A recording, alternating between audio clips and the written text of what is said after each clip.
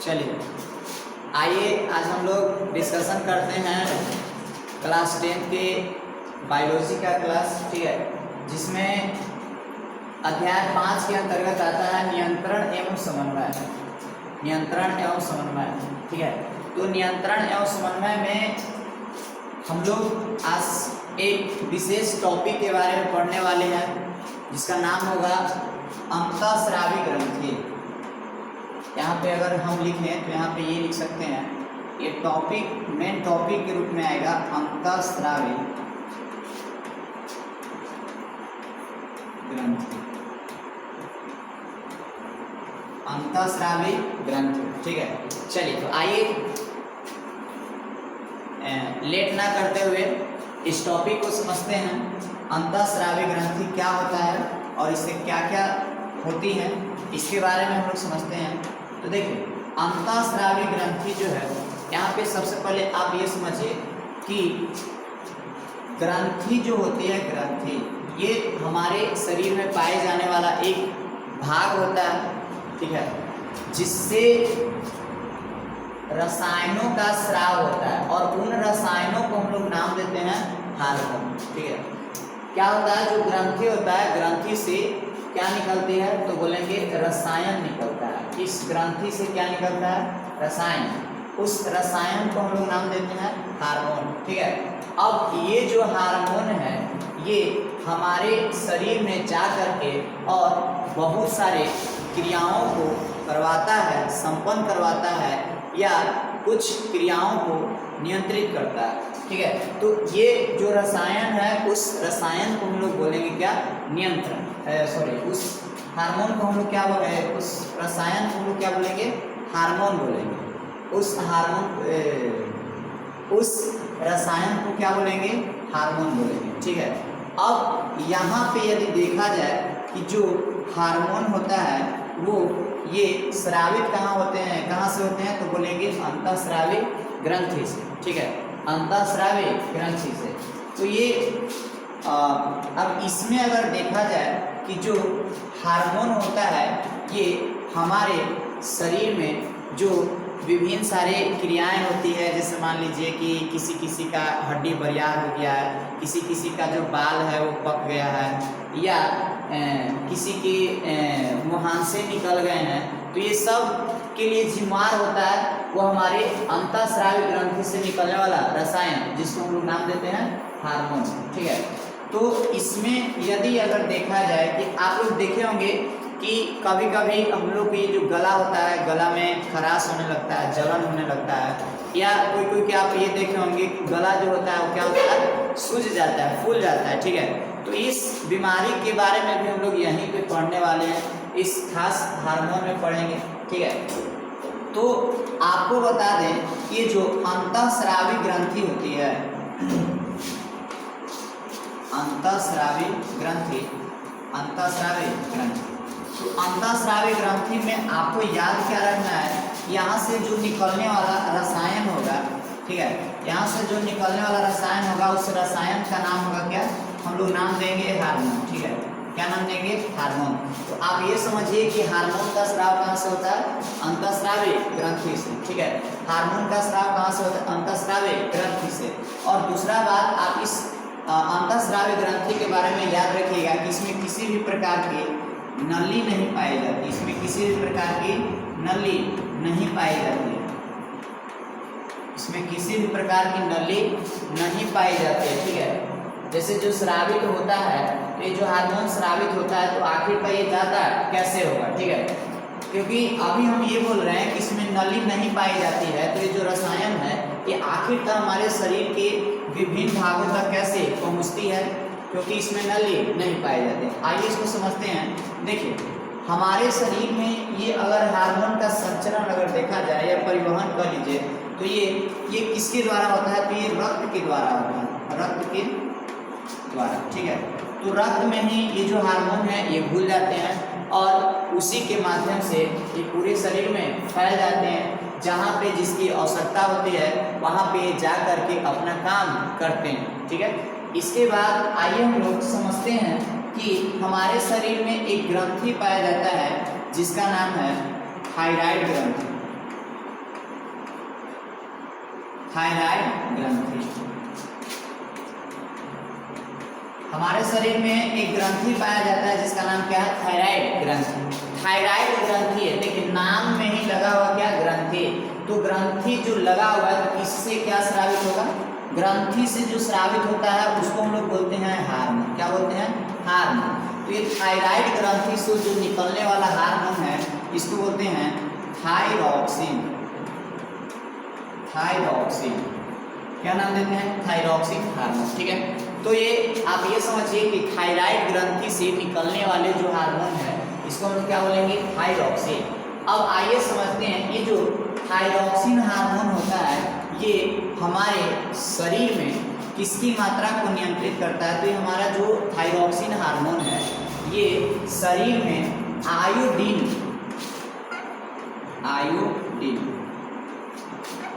की मात्रा को नियंत्रित करता है।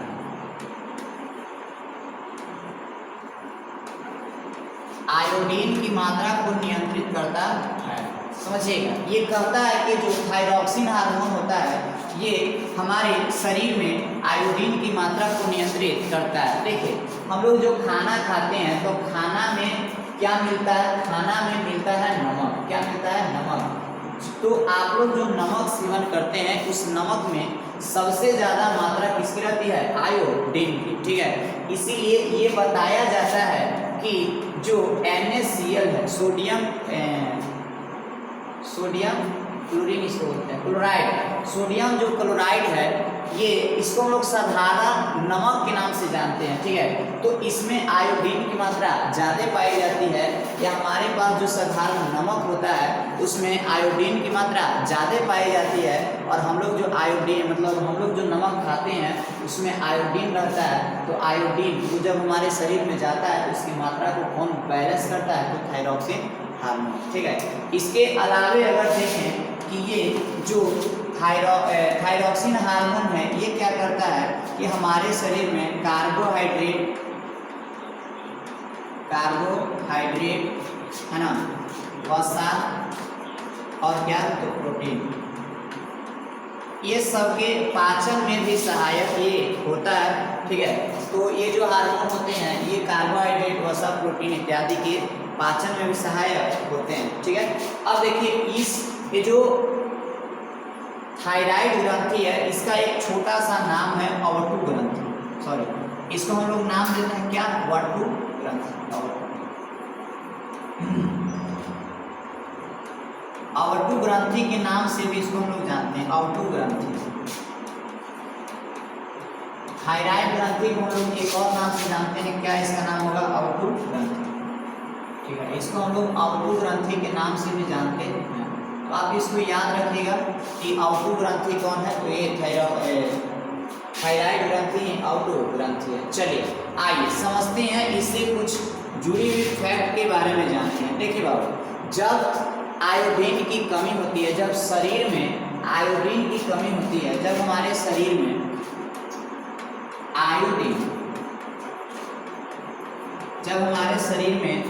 आयोडीन की कमी होती है तो हमारा जो गला होता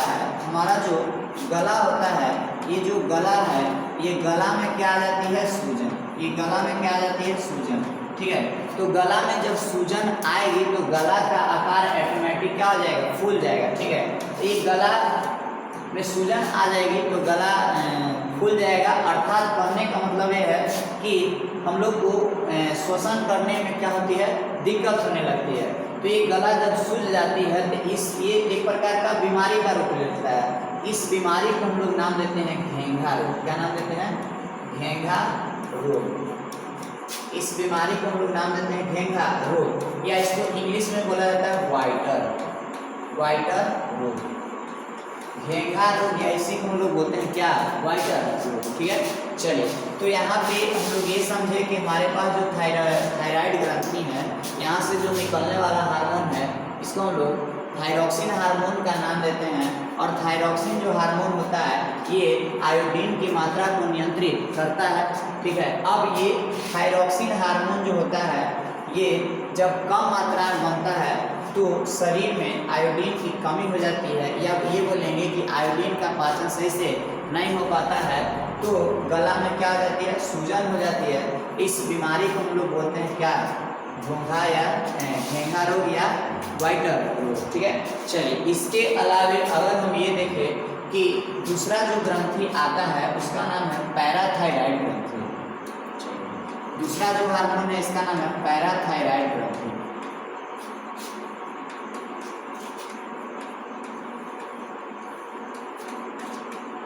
पैराथायराइड ग्रंथि, चलिए ध्यान दीजिए, कहता है कि पैराथायराइड ग्रंथि, तो पैराथायराइड ग्रंथि जो होता है, आपको बता दें कि इस ग्रंथि का अन्य जो नाम है, इस ग्रंथि को हम लोग बोलते हैं वटु ग्रंथि। वटु ग्रंथि, वटु ग्रंथि। चलिए ये जो ग्रंथि होता है ये कहाँ पाया जाता है, तो जो थायराइड ग्रंथि होता है ना, थायराइड, कि जो थायराइड ग्रंथि होता है उसी के नीचे, थायराइड ग्रंथि के नीचे, थायराइड ग्रंथि के नीचे यदि अगर देखा जाए कि थायराइड ग्रंथि के नीचे ये जो होता है एकदम छोटा सा ऐसे करके, यदि ये ऐसे करके इसको हम बनाएं तो ऐसे करके एक ये क्या होता है, मटर के रूप में, किस रूप में, मटर के रूप में, तो इसको हम लोग बोलेंगे कि थायराइड ग्रंथि के नीचे मटर के रूप में, मटर के रूप में ये पाई जाने वाली ग्रंथि होती है। ठीक है, अब अगर देखा जाए कि यहाँ से जो निकलने वाला जो हार्मोन होता है, ये बस एक काम इसको याद रखिएगा कि थायराइड ग्रंथि से जो निकलने वाला हार्मोन होता है ये रक्त में कैल्शियम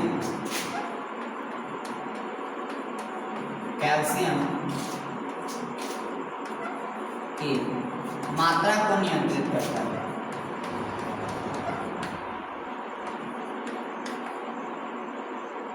रक्त में कैल्शियम की मात्रा को क्या करता है, नियंत्रित करता है।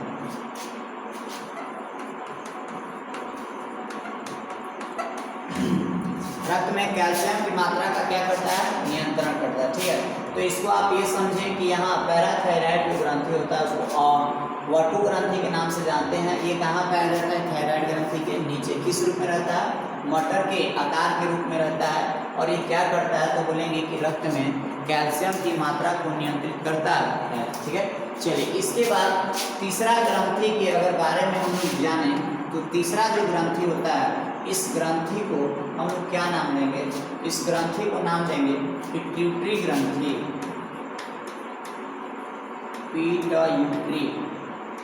पिट्यूटरी, या इसको बोलते हैं मास्टर ग्रंथि, मास्टर ग्रंथि, या इसको बोलते हैं पीयूष ग्रंथि, पीयूष ग्रंथि। चलिए समझिएगा, तीसरा ग्रंथि है, ठीक है, जिसको हम लोग बोलेंगे पीयूष ग्रंथि, पिट्यूटरी ग्रंथि, या इसको बोल सकते हैं मास्टर ग्रंथि। चलिए तो ये कहता है कि पिट्यूटरी जो ग्रंथि होता है, आइए पहले हम लोग समझते हैं कि आखिर इसको मास्टर ग्रंथि क्यों कहते हैं। ठीक है, चलिए ध्यान दीजिएगा, पिट्यूटरी जो ग्रंथि है, ठीक है, तो यहाँ से जो निकलने वाला जो हार्मोन है, इस हार्मोन का नाम होगा वृद्धि हार्मोन। क्या नाम होगा, वृद्धि हार्मोन। ये जो वृद्धि हार्मोन होता है ये क्या करता है कि हमारे शरीर में जितने भी प्रकार की ग्रंथियां हैं, हमारे शरीर में जितने भी प्रकार की ग्रंथियां होती है, हमारे शरीर में जितने भी प्रकार की ग्रंथियां जो होती है उस पर ये क्या करता है, नियंत्रण करता है। अन्य ग्रंथियों पर नियंत्रण, अन्य ग्रंथियों पर नियंत्रण।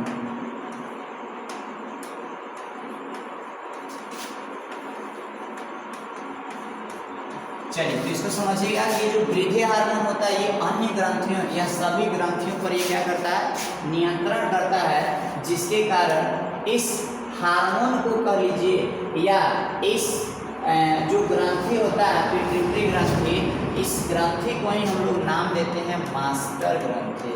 क्या नाम देते हैं, मास्टर ग्रंथि, क्योंकि ये जो ग्रंथियां होती है, ये जो मास्टर पिट्यूटरी ग्रंथि है या पीयूष ग्रंथि है, ये ग्रंथि से निकलने वाला जो हार्मोन है अन्य ग्रंथियों पर नियंत्रण करता है। इसीलिए इस ग्रंथि को हम लोग बोलेंगे क्या, मास्टर ग्रंथि। ठीक है, मास्टर ग्रंथि से क्या निकलता है तो बोलेंगे वृद्धि हार्मोन। अब आइए जानने का प्रयास करते हैं कि जो वृद्धि हार्मोन होता है ये करता क्या है।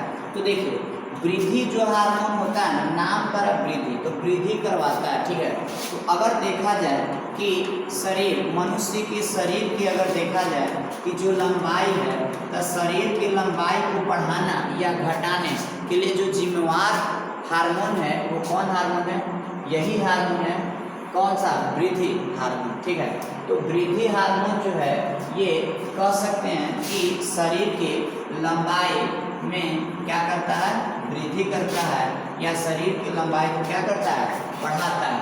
अब देखिए यहाँ पे ना कभी कभी या हमेशा एक यहाँ पे क्वेश्चन फंस जाता है कि किसी व्यक्ति के शरीर की लंबाई में को बढ़ाने में कौन सा हार्मोन मदद करता है, तो वो आपका जो हार्मोन का नाम है कौन है, वृद्धि हार्मोन।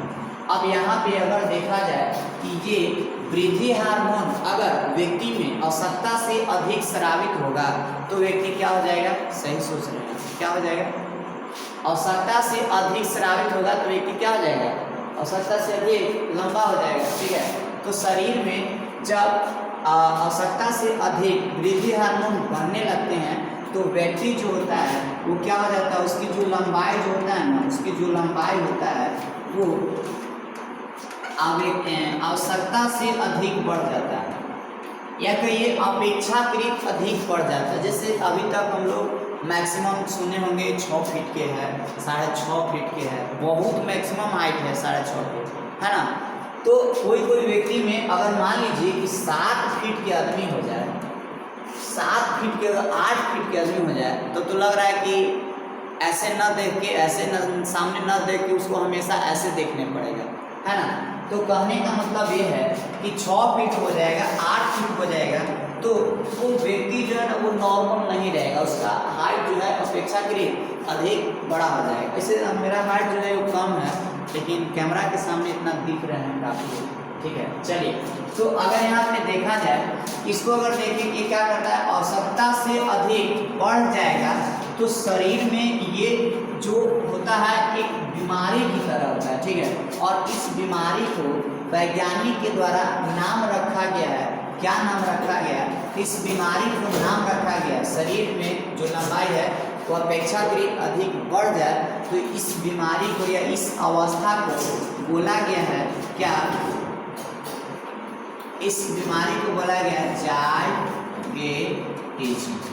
जायगेटिज्म नाम दिया गया, जायगेटिज्म, या इसको बोलते हैं बृहत्तता। बृहत्तता, इस बीमारी के नाम है जायगेटिज्म या बृहत्तता। क्या है बृहत्तता या क्या है जायगेटिज्म, तो बोलेंगे कि शरीर में वृद्धि हार्मोन के अधिक स्रावित होने से व्यक्ति की लंबाई आवश्यकता से अधिक बढ़ जाती है, तो इस अवस्था को जायगेटिज्म या बृहत्तता नाम दिया जाता है। ठीक है, तो शायद हमें लगता है कि आप ये समझें कि वृद्धि हार्मोन का स्राव कहाँ से होता है, तो बोलेंगे कि पिट्यूटरी ग्रंथि से या मास्टर ग्रंथि से कहिए या पीयूष ग्रंथि से। ठीक है, अगर ये आपसे पूछेगा कि बताइए पिट्यूटरी ग्रंथि का और क्या नाम है, तो बोलेंगे पिट्यूटरी ग्रंथि का नाम है, बोलो बोलो जल्दी बोलो, मास्टर ग्रंथि। कौन सा ग्रंथि, मास्टर ग्रंथि, या और क्या नाम है, पीयूष ग्रंथि। क्या नाम है, पीयूष ग्रंथि। चलिए, ये बात समझ में आ रही है। चलिए, अगर यहीं पे आपसे सवाल पूछ दिया जाएगा कि बताओ रे बाबू कि पीयूष ग्रंथि को मास्टर ग्रंथि क्यों कहा जाता है, पीयूष ग्रंथि को मास्टर ग्रंथि क्यों कहा जाता है, तो तुम्हारा जवाब होना चाहिए कि पीयूष ग्रंथि को मास्टर ग्रंथि इसलिए कहा जाता है क्योंकि यहाँ से वृद्धि हार्मोन का स्राव होता है और वो वृद्धि हार्मोन अन्य ग्रंथियों पर नियंत्रण करने का कार्य करता है। ठीक है, चलिए, अगर आप इतना आज की क्लास में समझ रहे हैं तो काफ़ी ज़्यादा है। आइए हम लोग कुछ आउट टॉपिक के साथ आगे बढ़ते हैं। ठीक है, और कुछ टॉपिक के साथ आगे बढ़ते हैं। तो देखिए 3 गो हम लोग ग्रंथि के नाम देंगे। ठीक है, इसके बाद जो हम लोग के पास चौथा जो ग्रंथि होगा उसका नाम होगा एड्रीनल ग्रंथि। चौथा जो है उसका नाम है क्या, एड्रीनल ग्रंथि, एड्रीनल ग्रंथि, ठीक है। चलिए, तो एड्रीनल ग्रंथि के बारे में समझिएगा। ये देखो आप, ये सब जितना भी हम लोग हार्मोन मतलब ग्रंथि देख रहे हैं ना, सब के सब मनुष्य में पाया जाता है। जैसे अगर देखें कि सबसे पहला जो ग्रंथि है वो आपको बताएं कि थायराइड ग्रंथि। कौन सा ग्रंथि? थायराइड ग्रंथि। दूसरा जो आपको बताएं ये क्या बताएं, तो पैराथायराइड ग्रंथि, पैराथायराइड ग्रंथि, ठीक है। इसके बाद तीसरा जो बताएं वो क्या था, तो अभी आप तीसरा देखें कि पीयूष ग्रंथि। कौन सा ग्रंथि? पीयूष ग्रंथि, या इसको बोलते हैं पिट्यूटरी ग्रंथि, पिट्यूटरी, ठीक है, पिट्यूटरी ग्रंथि, या इसको मास्टर ग्रंथि जानते हैं। चौथा जो ग्रंथि आया है उसका नाम है एड्रीनल ग्रंथि, ठीक है। अभी चार जो ग्रंथि के बारे में समझते हैं, ठीक है। चलिए, तो चार ग्रंथि आपको बताया। थायराइड ग्रंथि से कौन सा हार्मोन निकलेगा? थायरॉक्सिन। पैराथायराइड ग्रंथि कहाँ पे आ जाएगा? ग्रंथि के नीचे। पीयूष ग्रंथि से कौन सा हार्मोन निकलेगा? वृद्धि हार्मोन, ठीक है। पीयूष ग्रंथि का और क्या नाम है? मास्टर ग्रंथि। आइए समझते हैं एड्रीनल जो ग्रंथि है। आइए यहाँ पे समझते हैं कि जो एड्रीनल ग्रंथि है, एड्रीनल ग्रंथि से जो निकलने वाला हार्मोन होता है इसको हम लोग नाम देते हैं एड्रीनलीन हार्मोन, ठीक है। अब एड्रीनलीन हार्मोन जो है ये क्या करता है कि आदमी कोई भी जो है ना डर जाता है, बहुत ज़्यादा डर जाता है, या इसके पास बहुत ज़्यादा क्या होता है, तनाव, जिसको टेंशन बोलते हैं, ठीक है। या अगर देखा जाए कि जो थकान होता है, इस सिचुएशन में व्यक्ति के पास ये एड्रीनलिन हार्मोन जो है बहुत ज़्यादा मात्रा में स्रावित होते हैं और वो डर पर नियंत्रित करते हैं, वो तनाव को कम करता है, थकान को कम करता है। यही कारण है वो कि एड्रीनलिन हार्मोन का अगर प्रभाव देखा जाए तो ज़्यादा देर तक नहीं रहता है, ठीक है। और इसका अगर देखा जाए कि प्रभाव ज़्यादा देर तक नहीं है तो ये क्या करता है ना, इसीलिए इस हार्मोन को कहा गया है कि लड़ो। किससे लड़ो? डर से लड़ो। किससे हटा? तनाव को हटा, ठीक है, थकान को हटा, इससे लड़ो और तुरंत के तुरंत क्या हो जाओ, लड़ो और उसको क्या करो, उड़ा दो, ठीक है। तो इस हार्मोन का कहिए कि फेमस जो नाम है वो नाम है लड़ो और उड़ो हार्मोन, ठीक है, लड़ो और उड़ो हार्मोन। आपको पूछेगा कि बताइए किस हार्मोन को लड़ो और उड़ो हार्मोन के नाम से जाना जाता है, तो याद रखिएगा कि लड़ो और उड़ो जो हार्मोन है वो कौन सा हार्मोन है? Adrenaline hormone. ऐसे ये जो ग्रंथि है ना, एड्रीनल जो ग्रंथि है इसका नाम एक और रखा गया 3F। क्या रखा गया? 3F। 3F का मतलब क्या? फ्रेंड नहीं। 3F का यहाँ पे आइए मतलब समझते हैं कि जो 3F है इसमें सबसे अहम भूमिका है। अगर देखा जाए कि जोड़ दिया गया ABCD बनाए, इसमें जोड़ दिया गया है F पर, 3F। 3F का मतलब यहाँ पे समझिए कि क्या है 3F का मतलब, तो एगो एक, दूगो एक और तीन एक। पहला जो F है इसका मतलब होता है क्या? फाइट, ठीक है। दूसरा F का मतलब होता है फ्लाइट और तीसरा F का मतलब होता है फियर। क्या होता है? फियर, समझा डियर? चलिए तो समझिएगा, यहाँ पे कहता है कि फाइट मतलब क्या होता है? लड़ना। फ्लाइट मतलब क्या होता है? उड़ना। और फियर मतलब क्या होता है? डर, ठीक है। इसको हम लोग क्या बोलते हैं? फ्लाइट, उड़ना, ठीक है। और ये फाइट मतलब लड़ना, ठीक है। आप इसको समझिएगा, 3F का मतलब है,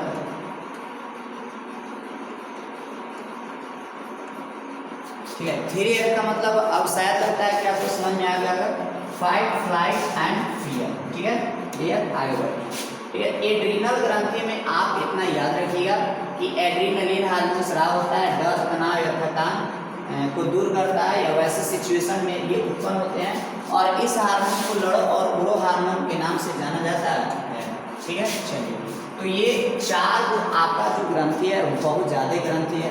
ठीक है, इसके अलावे यदि देखा जाए कि जो और भी ग्रंथि है उसका नाम जो होता है वो आपको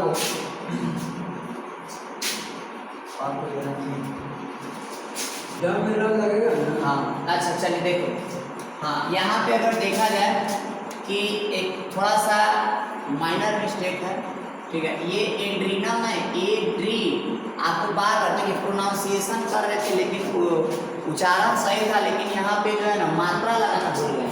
यहाँ पे हो जाएगा ड्रीनल, यहाँ पे हो जाएगा ड्रीनल। ठीक है, चलिए अब सही है, ड्रीनल, एड्रीनल, एड्रीनल, यहाँ से क्या निकलेगा, एड्रीनलिन हार्मोन। ठीक है, चलिए आगे बढ़ते हैं।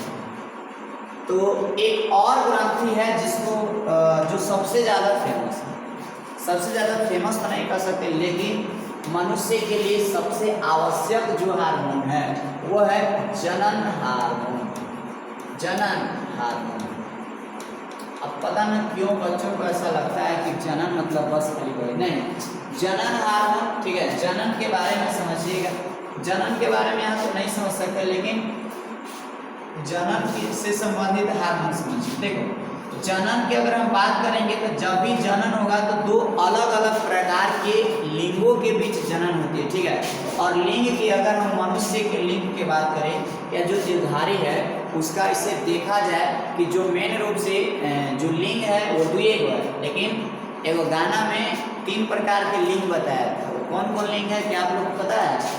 चलिए, वो इंग्लिश में पढ़े होंगे, हिंदी में भी पढ़े होंगे, स्त्रीलिंग, पुल्लिंग, और गाना में तो अब बताता है डार्लिंग, ये भी एक लिंग है, पता नहीं। ठीक है, लेकिन आप समझिएगा ऐसे लिंग की बात करेंगे तो मेन 2 होते हैं, लेकिन एक और होता है जिसको हम बोलते हैं नपुंसक लिंग। ठीक है, तो आप यहाँ पे अगर देखा जाए तो एक नर वाला लिंग होगा। ठीक है, एक क्या होगा, मादा। ठीक है, लिंग की बात करेंगे तो बस ये 2 को समझना, एक नर और एक मादा।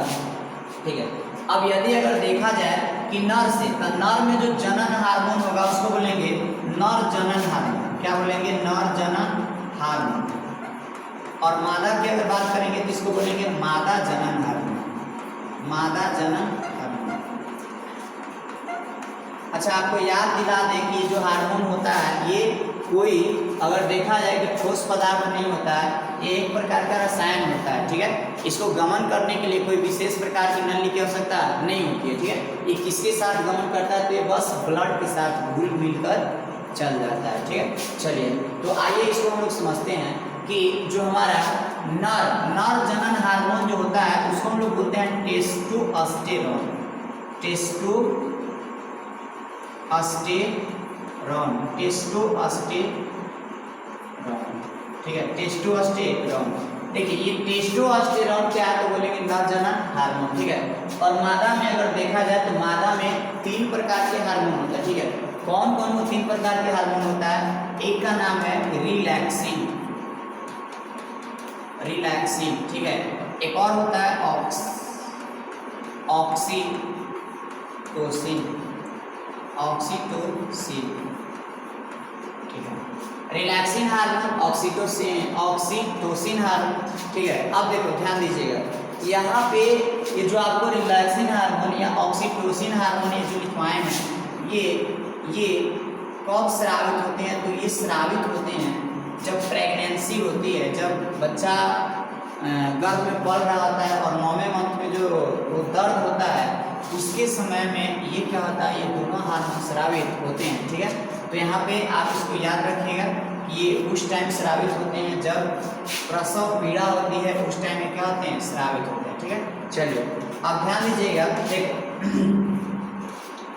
टेस्टोस्टेरोन हार्मोन जो होता है ये नर जनन हार्मोन है, और ये जो स्रावित होता है ये किशोरावस्था में ज़्यादा स्रावित होता है। यही कारण है कि ये जो नर में टेस्टोस्टेरोन स्रावित होता है ये नर को नर बनाता है और मादा को मादा बनाता है, अर्थात नर को नर जैसा गुण देता है और मादा को मादा जैसा गुण देता है, लेकिन ये स्रावित किसमें होते हैं, नर में। ठीक है, चलिए तो नर में स्रावित होगा तो ये क्या करेगा, दाढ़ी और दाढ़ी और मूंछ कही। दाढ़ी मूंछ को क्या करता है, उगाने में ये मदद करता है। दाढ़ी मूंछ को उगाने में क्या करता है, मदद करता है। इसके अलावे अगर देखा जाए कि नर में जो भी द्वितीय लैंगिक लक्षण होते हैं, द्वितीय लैंगिक लक्षण, हाँ द्वितीय लैंगिक लक्षण क्या है, तो द्वितीय लैंगिक लक्षण अगर देखा जाए कि क्या है, तो यहाँ पे ये देखते हैं कि हम लोग में जो नर शरीर है, नर शरीर में जो नर जनन अंग है, नर जनन अंग, तो जो नर जनन अंग है वो क्या होगा, परिपक्व होने लगेगा। परिपक्व होने लगेगा। परिपक्व कहने का मतलब क्या है कि यहाँ पे नर में शुक्राणु बनने लगेगा। नर में क्या बनने लगेगा, शुक्राणु बनने लगेगा। इसके अलावे अगर देखा जाए कि शरीर का तो हाइट तो बढ़े करेगा, वो सब अलग मैटर है, लेकिन अगर देखा जाए कि यहाँ पे मेन जो है आप में क्या होने लगेगी, दाढ़ी मूंछ आने लगेंगे, है ना। दाढ़ी और मूंछ क्या होने लगेगा, आने लगेगा। इसके अलावे अगर देखा जाए कि नर है तो नर का आवाज़ जो है भारी हो जाएगा। ये सब क्या है, द्वितीय लैंगिक लक्षण है, ठीक है। अब जो भी हैं गुप्त जनन अंग हैं, जैसे अगर मानते हैं कि कांख है, जो दो अंगों के बीच वाला जो संपर्क वाला भाग जो है, वहाँ पे क्या होने लगते हैं, छोटे छोटे कोमल अंग जो होते हैं वो उगने लगते हैं, ठीक है। कोमल अंग, कोमल बाल, कोमल जो बाल है वो उगने लगते हैं। जो भी है गुप्तांग, उसको हम लोग बोलते हैं कि थोड़ा सा मतलब ये दो मांसपेशियों जो आपस में ऐसे होता है और वो हमेशा ढके हुए रहता है, अंग से ही ढके हुए रहता है, उसको गुप्तांग बोलते हैं, ठीक है। चलिए, तो यहाँ पे अगर देखा जाए कि ये जो है ये क्या होता है, वहाँ पे कोमल बाल उगने लगते हैं, ठीक है। दाढ़ी मूंछ आने लगेगा, शुक्राणु जो है ये बनने लगेगा, परिपक्व होने लगेगा। ये सब क्या है, ये है नर में द्वितीय लैंगिक लक्षण। हाँ, नर का आवाज जो होता है ना, आवाज क्या होता है, भारी हो जाता है। आवाज क्या हो जाता है, भारी हो जाता है। चलिए, और अगर देखा जाए कि ये टेस्टोस्टेरोन हार्मोन के ही कारण नर में स्तन का विकास नहीं होता है। एक बात आप समझिए कि स्तन मतलब ये नहीं कि खाली किसमें, मादा शरीर में स्तन ग्रंथि पाया जा रहा है, नहीं, स्तन ग्रंथि दोनों में, नर में भी और मादा में भी। लेकिन इस टेस्टोस्टेरोन जो हार्मोन है ना, ये जब स्रावित होने लगता है तो मेमोरी ग्लैंड अर्थात स्तन ग्रंथि को डीएक्टिवेट कर देता है, और स्तन ग्रंथि को डीएक्टिवेट कर देता है तो नर शरीर में स्तन के अगल बगल चर्बी का भी निर्माण नहीं होता है। अर्थात कहने का मतलब ये है कि नर के शरीर में स्तन का विकास नहीं होता है। अर्थात नर के शरीर में ये बोलेंगे कि स्तन का जो आकार होता है वो नहीं बढ़ता है, ठीक है।